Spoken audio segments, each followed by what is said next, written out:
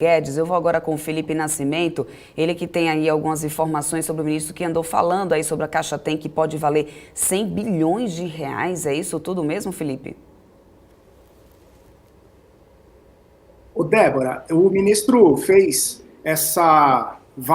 ele valorizou, né? Ele fez essa análise aí sobre o Caixa Tem na semana passada, durante um encontro aí, o balanço anual do Ministério da Economia, que aconteceu na sexta-feira.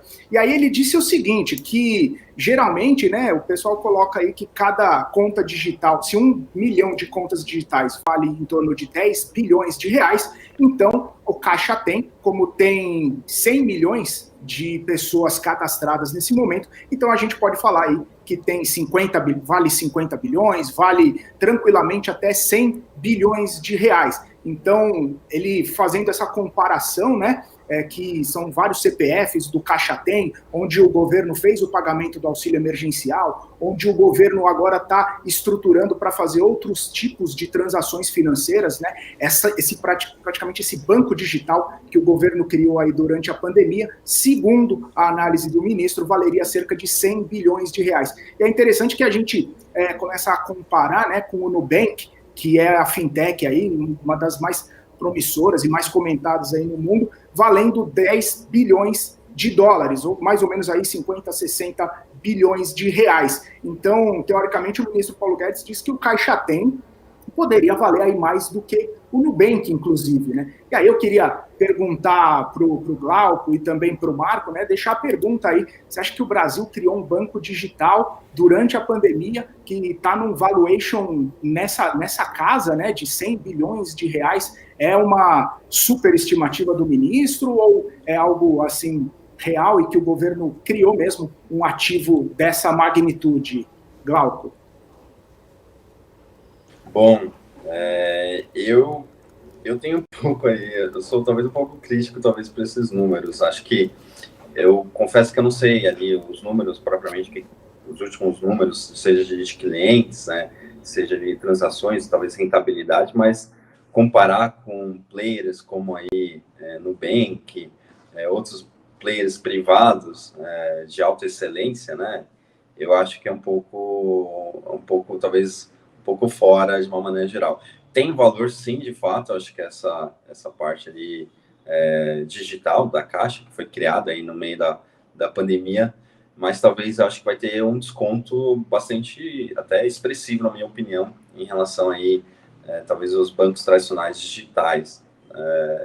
Eu acho que você tem um lado, um controlador também estatal, né? Até fazendo aqui uma observação, né? Você vê aqui os grandes bancos listados, né? Santander, Bradesco, Itaú, e quando você compara o Banco do Brasil, apesar de ser até uma instituição bastante redonda, enfim, não tem, de certa forma, críticas propriamente operacionais, né? Mas negocia um múltiplo bem mais baixo. Então, eu acho que tem valor, mas eu não sei exatamente aí se nessa magnitude aí que o ministro destacou. Marco.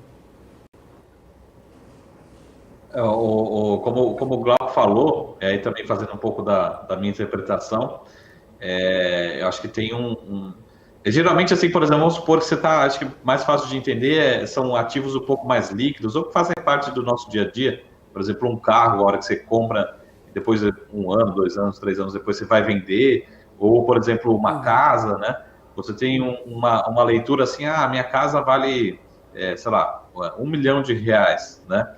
Mas se tiver comprador por 500 mil reais, não sai negócio. Então, você pode achar que a casa vale 2, 3 vezes mais. Então, uma coisa, eu acho que é você identificar assim, quanto que realmente o meu ativo deveria valer. Mas deveria valer ser avaliado como, sei lá, uma Tesla, né? Como, sei lá, 50, 100 vezes o lucro, 200 vezes o lucro. Outra coisa é quanto que realmente vai ter comprador, quanto que alguém vai querer pagar por esse ativo, né?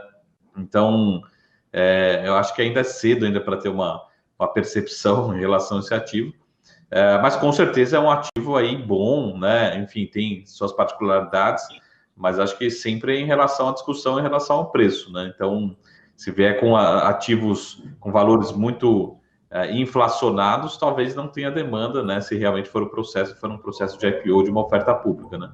Então, acho que é tudo em relação assim, pô, uma coisa é quanto eu acho que vale, outra coisa é quanto tem alguém disposto a pagar para comprar, né? Então, essa é a dificuldade de fazer negócio. Aí que ajuda, aí que a bolsa nos ajuda bastante, né? Todo dia está mostrando ali quanto que tem um preço, alguém querendo comprar e alguém querendo vender, né? Agora, um ativo como esse, a gente que ainda é prematuro para falar se tem comprador nesse nível de preço, né? E, desculpa, Marco, Pode falar. Pode falar, Glauco. Esses tipos de empresas que você citou, Nubank, outras empresas de fintech, né? Elas têm um valuation bastante elevado e grande parte desse valuation é justificado pelas taxas de crescimento bastante elevadas, né? Aqui, enfim, fazendo uma análise crítica, eu acho que é um pouco mais difícil a Caixa apresentar ali um crescimento na parte de abertura de contas digitais, né? A gente já teve ali, de certa forma, a pandemia fez com que explodisse o número de contas ali para a Caixa, né, na parte digital, né?